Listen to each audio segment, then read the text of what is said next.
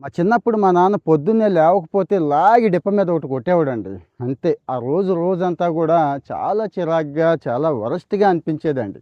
తర్వాత కొద్దిగా పెద్దయ్యాక నేనే రిక్వెస్ట్ చేసుకున్నాను. నాన్న కొద్దిగా లేవకపోతే కాస్త అలా కొట్టకుండా కొద్దిగా ట్రై చెయ్యి. ఇలా ఉంది పరిస్థితి అంటే పాపం ఆయనేం చదువుకోకపోయినా అర్థం చేసుకున్నాడండి. కానీ ఈరోజు మనమే లాగి డిప్ప మీద కాదు మొత్తం కొట్టించుకుంటున్నామండి. ఏది డిసిషన్ ఫ్యాటిగ్గు అంటున్నారండి. ఫస్ట్ అవర్‌లో గుర్తుంచుకోండి. జెఫ్ బెజోస్ చెప్పిన రూలే ఇక్కడ చెప్తున్నాను. ఆయన పాటిస్తున్న చిట్కా చెప్తున్నాను. మరి 3,00,000 కోట్లు సంపాదించాడు, అమెజాన్‌ని సక్సెస్ చేశాడంటే అలాంటి వాళ్ళ చిట్కాలు మనకు ఉపయోగపడతాయి కదండీ!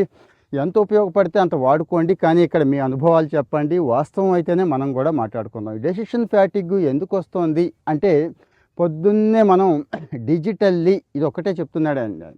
డిజిటల్లీ డిస్టర్బ్ అయిపోతున్నాము. ఆ డిస్టర్బెన్స్ వల్ల మన పరిస్థితి ఇలా ఉంది. నేనైతే మొదటి గంట అసలు ఫోన్ పట్టుకోను. ఇక సిస్టమ్ జోలికి కూడా వెళ్ళను. ఈమెయిల్స్ గట్రా అంటున్నాడండి. మనకి ఈమెయిల్స్ అవి చూసే బ్యాచ్ తక్కువ గానీ ఫోన్ పట్టుకునే వాళ్ళు ఎంతమంది మొదటి గంటలో? సరే పట్టుకుంటే పట్టుకున్నాం. ఏం చూస్తాం?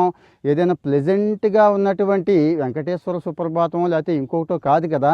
వాట్సాప్ చూస్తాం. రకరకాల వాళ్ళ స్టేటస్‌లు చూస్తాం. ఇక ఇన్‌స్టాగ్రామ్‌లోకి, ఫేస్‌బుక్‌లోకి వెళ్ళిన వెంటనే పోనీ అక్కడేదో మనమేదో ఇన్‌ఫ్లుయెన్సర్ పోస్ట్ చేస్తే దానికి ఎలా ఉందో చూస్తామంటే ఎవడో ఊళ్ళో పనికిమాలినోడు ఫోన్ చేసి పోస్ట్ చేసినవి మొత్తం చూసేసి అవి బుర్రలోకి ఎక్కిచ్చేసుకొని పొద్దున్నే షాక్‌కు గురవుతున్నాము.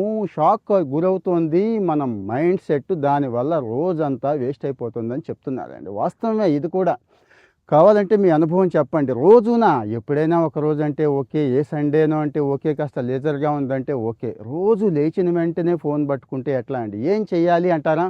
ఏం చేస్తారు? ఒక మంచి క్రియేటివ్ ఆర్ట్ ఏదైనా ఉంటే చెయ్యండి. చాలామందికి ఇది నప్పదు. ఒక మ్యూజిక్కో, ఇన్‌స్ట్రుమెంట్ ప్రాక్టీసో నేనైతే డైలీ ఫస్ట్ అవర్ వైలినే చేస్తానండి.